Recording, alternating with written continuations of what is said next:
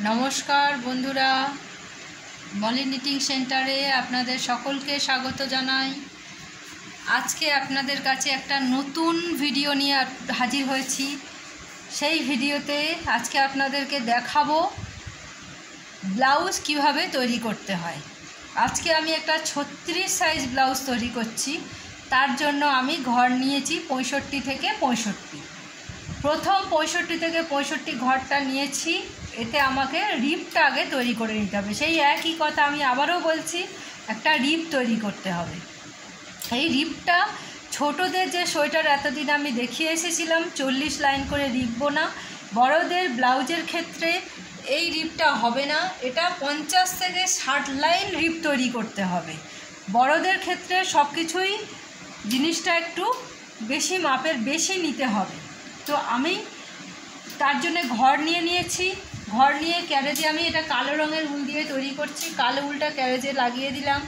এরপর আমি এই যে টেনশন, এই গোল চাকতিটাকে বলে টেনশন, এই টেনশনটাকে আমি 5-এ নিয়ে এসেছি, কারণ এটা একটু চাপা বোনা হবে। যেহেতু এটা শীতকালের জিনিস, একটু বেশি টাইট বুনলে জিনিসটা খুব ভালো হয় এবং শীতটাও এতে মানে। এরপর আমি ঘরগুলোকে আবার সেই চিরুনি টাইপ একটা হোল্ডার আপনাদেরকে দেখিয়েছিলাম, এই হোল্ডার দিয়ে ঘরগুলোকে আটকে নেব।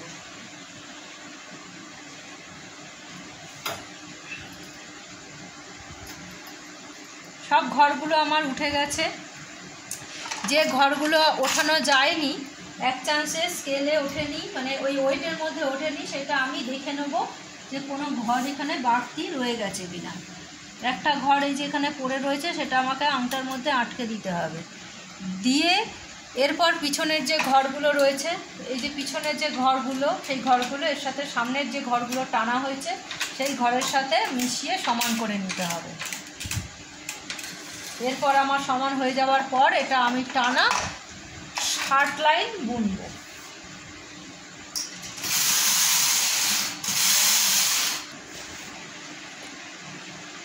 এটা আমার 60 লাইন বোনা হয়ে গেছে। এরপর আমি হোল্ডারটাকে খুলে নিয়ে এই যে ঘরগুলো, প্রত্যেকবারই এইগুলো আমি দেখাই, এই যে ঘরগুলো রয়েছে, এই যে ঢেউ খেলানো যে ঘরগুলো, এই ঘরগুলো আমি প্রত্যেকটা নিডলের মধ্যে আটকে আমি ফোল্ড করে নেব।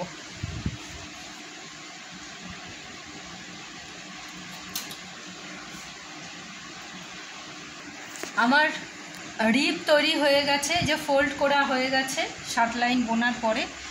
এরপর আমাকে কি করতে হবে, এটা টানা বুনে যেতে হবে। এই সোয়েটার না, এটা ব্লাউজ হচ্ছে। ব্লাউজের শীতকালে যেহেতু এটা উলের জিনিস, শীতকালের উলের জিনিসের জন্য এটা 18 ঝুল আমি নেব।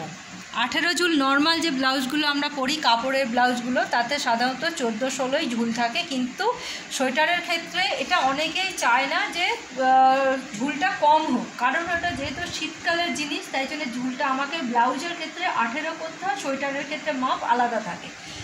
18 ঝুলের মধ্যে আমাকে ওপরের মাপটা নিতে হবে 8 থেকে 9। 9 নিলেই সব থেকে ভালো, কারণ হচ্ছে যেহেতু এটা 36 সাইজ, একটু হেলদি চেহারার মানুষেরা হয়ে থাকে, তাই জন্য ওপরের অংশটা 9 নিতে হয় এবং 18 ঝুলের থেকে বাদবাকি 9 নিচে নিতে হয়। 9 ইঞ্চি নেওয়ার পরে আমি এটা রিপটা করার পরে আমি 9 ইঞ্চি একদম টানা বুনে যাব। আর যদি কোনো ডিজাইন থাকে তাহলে মাঝখানে ডিজাইন দিতে হবে, কিন্তু আমি এটা প্লেনই তৈরি করছি বলে প্লেন একদম টানা 9 ইঞ্চি আমি বুনতে থাকবো। ও আরেকটা কথা আপনাদের বলা হয়নি, সেটা হচ্ছে 10 লাইন অন্তর অন্তর একটা করে দুপাশে ঘর বাড়াতে হবে। সেটা আমি একদম মানে বলতে আমার খেয়ালই নেই, আমি বলে দিচ্ছি। এই যে 65 থেকে 65 ঘর নেওয়া হয়েছে, এরপরে কিন্তু বাড়িয়ে ঘরটাকে 10 লাইন অন্তর অন্তর 10 লাইন অন্তর অন্তর ঘর বাড়িয়ে এখানে 75 থেকে 75 ঘরে আনতে হবে। তারপরে জিনিসটা ভালো 36 সাইজ ব্লাউজটা তৈরি করা যাবে। তো আমি সেটা আমি 10 লাইন অন্তর ঘর বাড়াতে বাড়াতে যাচ্ছি, আপনাদেরকেও দেখাতে থাকছি, আপনারা দেখতে থাকুন। 2 লাইন সবে আমার বোনা হয়েছে।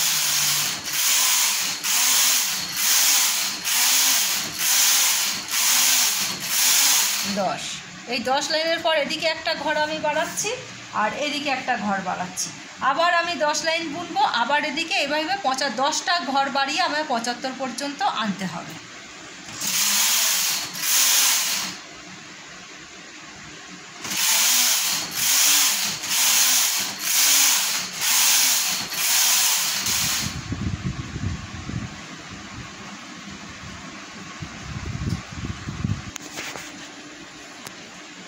এটা আমার 9 ইঞ্চি বোনা হয়ে গেছে। এরপরে আমি কি করব, গলায় রাখবো 30 থেকে 30 ঘট, কাঁধে রাখবো 30টা ঘট, কাঁধে গলায় বাদ দিয়ে যেটা আমার থাকবে সেটা আমি বগলে বন্ধ করে দেব। আপনারা আজকে এইটুকুই দেখুন, দেখতে থাকুন। আমি পরবর্তী ভিডিওতে আপনাদেরকে দেখিয়ে দেবো কিভাবে গলা ফেলতে হয়, বগলে কটা ঘর রাখতে হয়। আজকে এইটুকুই, নমস্কার।